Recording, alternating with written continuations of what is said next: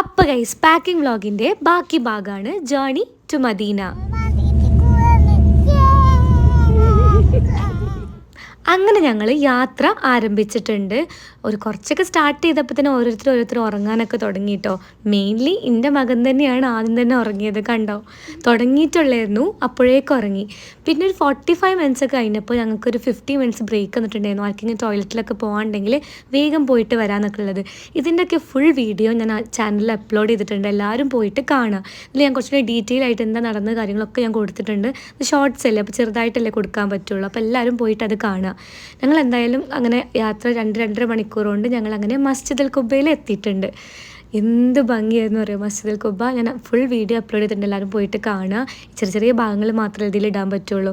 സെയ്കുട്ടൻ നോക്കി നിസ്കരിക്കുന്ന മസ്ജിദുൽ ഖുബയിൽ ഫസ്റ്റത്തെ പള്ളിയാണ് കേട്ടോ മസ്ജിദുൽ ഖുബ. അങ്ങനെ ഞങ്ങൾ പിന്നെയും യാത്ര ആരംഭിച്ചു. ഞാൻ അടുത്തത് ഉഹുദിലേക്കാണ് പോകുന്നത്.